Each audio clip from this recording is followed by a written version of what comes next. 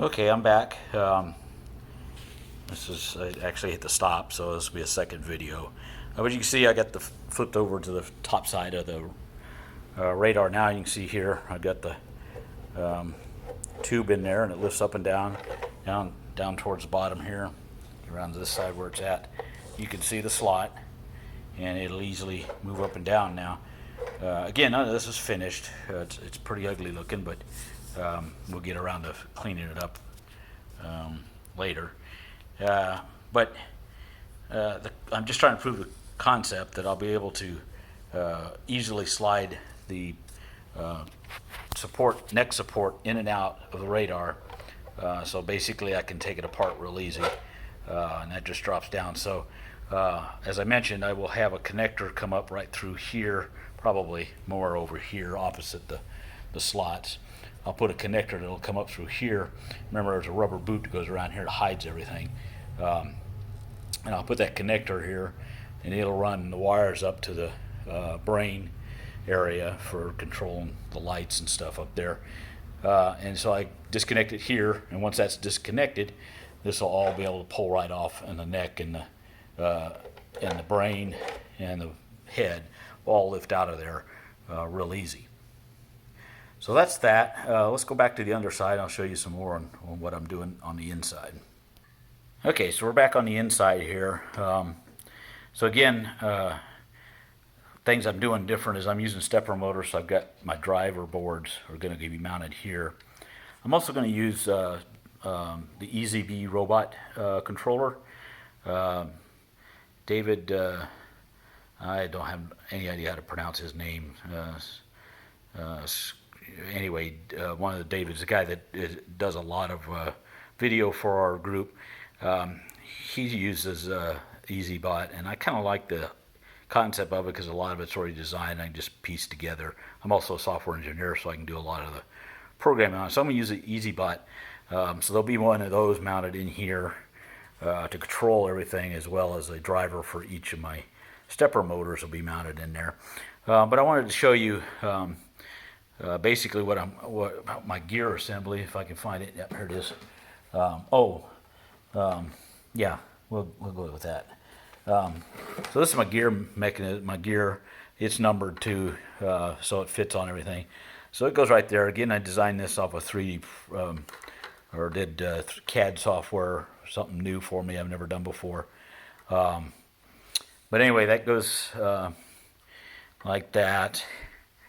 And then bolts will go through there, and the Lazy Susan and the crown or collar all goes on that. And of course, you flip it over. This is all upside down. But anyway, that's how that'll go. And so it'll basically have a stepper motor mounted in here that'll spin this around. Once all that spins, then these tubings or T-sections that I mentioned before will grab a hold of the slots in the deal and spin it around as well. Now, also the other thing I'm doing is I'm designing it so even though the real robot, the one that was actually the model, the costume built in the '60s for the TV show, obviously the head couldn't spin all the way around because you got an actor inside spinning the head, so he could just go left and right. But in reality, if this was a real robot, that head unit should be able to spin all the way around. And I'm going to build it so it will spin all the way around. And to do that, I'm going to use what they call a slip ring. This is a slip ring right here. Let's get down here where you can see it.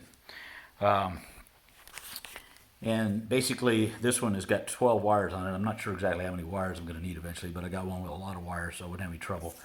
And so basically, one part of it mounts permanently, and the other part can freely spin the wires around, all the way around.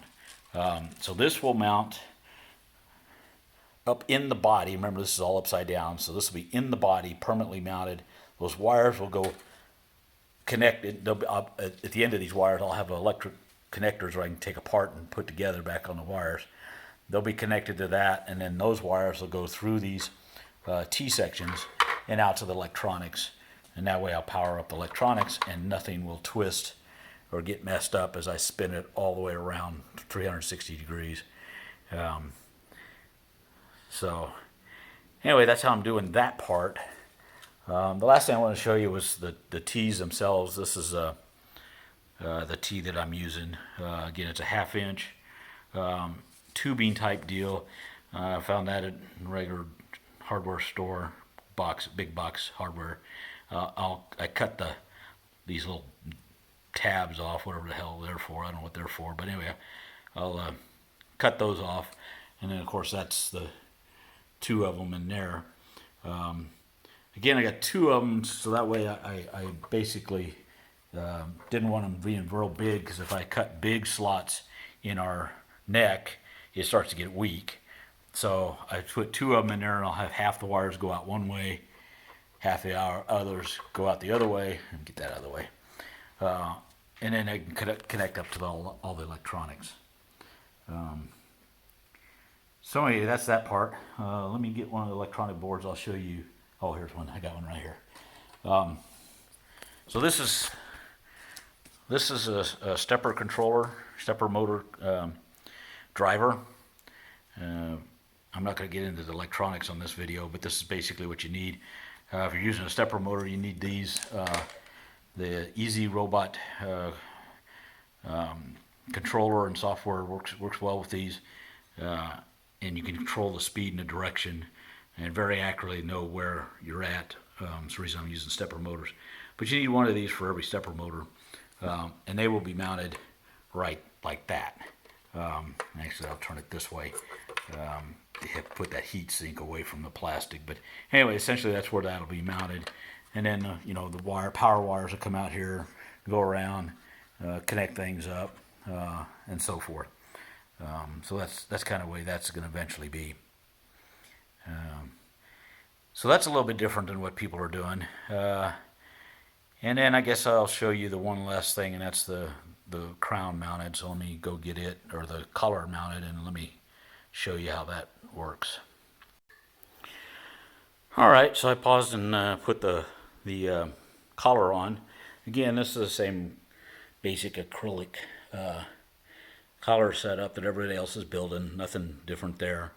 But I can see here, you can see inside here, here's my gear that I made. Mounts between the, let's get this focused here, between the support blocks I made and the Lazy Susan. And then I got these screws that simply go down into the T-nuts. Makes it really nice for mounting and taking apart. So I'll just tighten these down just a little bit here real quick. So that's how I've got the collar mounted in there. And again, the neck will come up through here, and I'll show that in just a second when I flip it over and put all that together. But the neck will come up through there, and then the wires, my slip will mount somewhere here in the body, inside the body. The wires will go down into there. So let me flip this over real quick.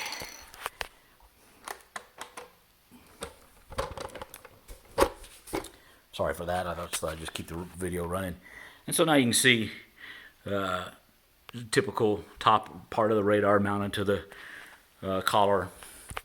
And of course, it all rotates. Once we get the motors on there, everything will rotate really nice. So we'll go back up on top here where our T's are at. Straighten them up so we can get them lined up. And then our neck will go right down like that. And now you can see it easily goes up and down, and it easily all rotates nice. So when the radar turns, when the motor kicks into gear, we see that the neck all moves with it. So that's how I'm kind of doing a little bit different. I don't know if this will give some ideas to other people, but anyway, that's how I'm coming along on my radar unit so far.